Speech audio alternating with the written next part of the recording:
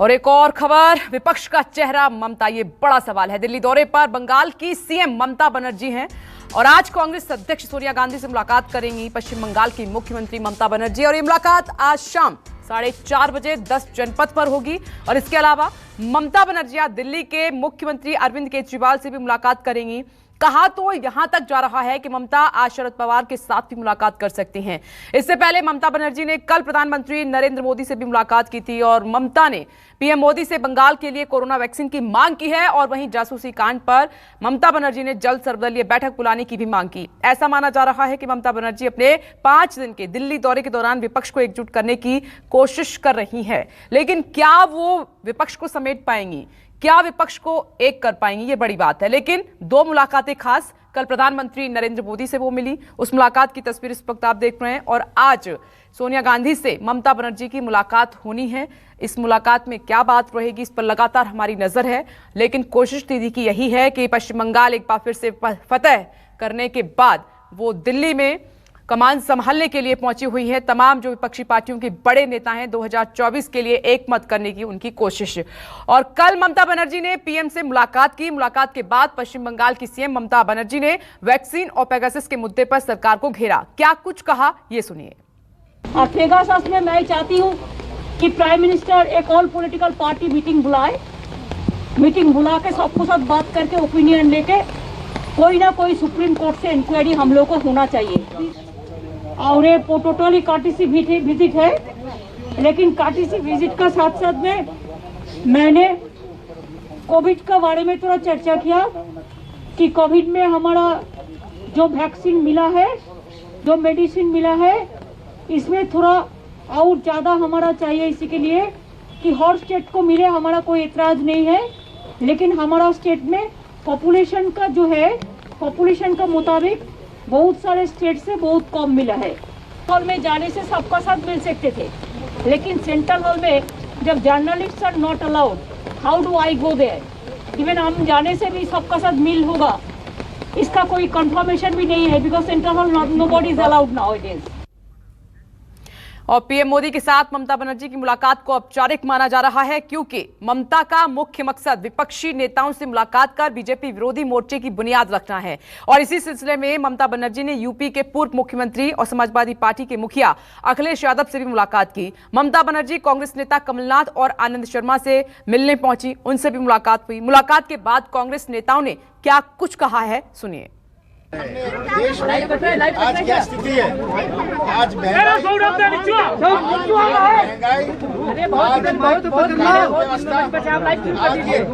दबाने राजनीति, ये राजनीति पर आवश्यक बात करेंगे। So this was an occasion to greet her and to meet her. There is no specific purpose for my meeting. और एक ब्रेकिंग, ममता बनर्जी के दिल्ली दौरे पर दिलीप घोष ने तंज कसा है। दिलीप घोष ने कहा कि विपक्षी एकजुटता का दांव खोखला है और वो लगातार ममता बनर्जी के इस दौरे को लेकर निशाना साध रहे हैं। और जब वर्चुअली संबोधन, जब देश को संबोधित किया ममता बनर्जी ने बंगाल से, तो अब भी उन्होंने कहा कि बंगाल को छोड़कर दीदी दिल्ली जा रही हैं और ये पश्चिम बंगाल की जनता के साथ एक धोखा है, क्योंकि पश्चिम बंगाल की जनता ने उन्हें वोट दिया है। तो विपक्षी एकजुटता का दांव खोखला है, ये दिलीप घोष लगातार कह रहे हैं और ममता बनर्जी उनके निशाने पर हैं। पिछले 19 में भी पूरी तैयारी की थी उन लोगों ने और भाजपा 282 से 303 पहुंच गई। बाकी सब पार्टी अब हाशिए में आ गए हैं, किसी चीज का अस्तित्व संकट है। ममता बनर्जी बंगाल में असफल हो रही है, वहाँ सरकार की प्रगति में कुछ नहीं है, कानून व्यवस्था नहीं है, लॉ एंड ऑर्डर गया है, लोकतंत्र नहीं है। तो उसको पहले संभाले, दिल्ली और देश को संभालने के लिए मोदी जी हैं, और जब तक मोदी जी हैं देश निश्चिंत है, दूसरा किसी का कोई दूर दूर तक चांस। तो इस तरीके के हालात बने हैं दीदी के दौरे को लेकर। और 2 सहयोगी इस वक्त हमारे साथ मौजूद हैं, पॉलिटिकल एडिटर रमन कुमार और इधर राजीव रंजन भी लगातार हमारे साथ बने हुए हैं। पश्चिम बंगाल हो या फिर दिल्ली हो, लगातार उनकी नजर है। राजीव, आपके पास आऊं उससे पहले अपडेट ले लेती हूं मुलाकातों पर। रमन, आज का दिन भी काफी अहम है। कल पीएम से मुलाकात हुई दीदी की, आज सोनिया गांधी से मुलाकात होगी और अरविंद केजरीवाल से भी मुलाकात होगी दीदी की। ये मुलाकातें आज की कितनी अहम हैं?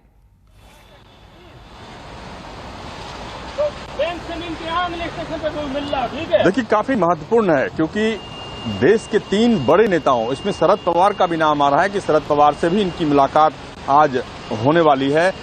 सोनिया गांधी यूपीए की चेयरपर्सन रह चुकी हैं, कांग्रेस की अध्यक्ष हैं, शरद पवार एनसीपी के अध्यक्ष हैं, बड़े नेता माने जाते हैं, सभी पार्टियों में उनका सम्मान है। अरविंद केजरीवाल लगातार दूसरी बार मुख्यमंत्री बने हैं, बीजेपी ने पूरी ताकत लगा दी थी, उसके बाद भी वो मुख्यमंत्री बने। जिस तरीके से ममता बनर्जी ने बीजेपी के द्वारा पूरी ताकत लगाने के बाद भी तीसरी बार मुख्यमंत्री बनने में कामयाबी हासिल की है, ये बताना चाहती है ममता बनर्जी कि जो एक लोगों के मन में परसेप्शन बना हुआ है कि नरेंद्र मोदी को आप नहीं हरा सकते, ये समझाने के लिए ममता बनर्जी शरद पवार, सोनिया गांधी, अरविंद केजरीवाल से मुलाकात करेंगी और रणनीति बनाने की कोशिश करेंगी कि अभी चुनाव से पहले कोई नेता, प्रधानमंत्री का कोई दावेदार हमें घोषित नहीं करना चाहिए और हम लोग अगर सामूहिक तौर पर चुनाव लड़ें तो नरेंद्र मोदी को हम हरा सकते हैं, जैसा कि हमने पश्चिम बंगाल में हराया। इसीलिए आज की मुलाकात सोनिया गांधी के साथ, शरद पवार के साथ, अरविंद केजरीवाल के साथ काफी महत्वपूर्ण है। लेकिन इसमें एक पेच भी है कि आज देखा आपने कि राहुल गांधी की जो अपोजिशन लीडर्स की बैठक हो रही थी, उसमें टीएमसी का कोई नेता वहां पे मौजूद नहीं था। यानी कि एक जब तक विपक्ष एकजुट नहीं रहेगा तब तक सरकार से लड़ाई नहीं लड़ सकता। इसीलिए रणनीति किस तरीके की हो, ये जानने की या समझाने की कोशिश ममता बनर्जी करेंगी। एकजुटता बहुत जरूरी है। रमन, मैं लौटती हूँ। राजीव, क्या लग रहा है कि दीदी सभी को एकजुट करने में कामयाब हो पाएंगी? क्या वो चेहरा ममता बनर्जी का होगा 2024 में? इस पर एक सहमति ले पाएंगी वो सभी नेताओं से?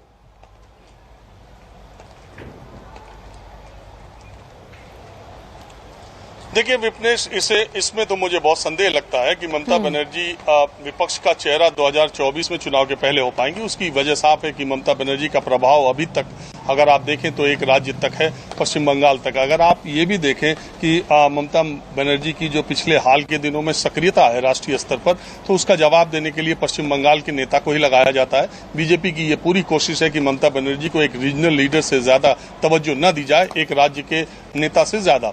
अब बात आती है कि फिर ममता बनर्जी राष्ट्रीय स्तर पर किस भूमिका का निर्वाह करेंगी या इन बैठकों का मतलब क्या है। दरअसल विपक्ष के नेताओं में एक मत विपक्ष के नेता इस बात को लेकर के हैं कि नरेंद्र मोदी और उनकी भारतीय जनता पार्टी, अमित शाह और नरेंद्र मोदी की जोड़ी भारतीय राजनीति में इस वक्त उस मुकाम पे पहुंच चुकी है जहां कभी कांग्रेस पार्टी हुआ करती थी। ऐसा लगता था कि उसको अकेले अकेले मिलकर के लड़ना उससे बहुत मुश्किल होगा। फिर सारे विपक्षी दल एक हुए और उसके बाद कांग्रेस डिस्टेबलाइज हुई।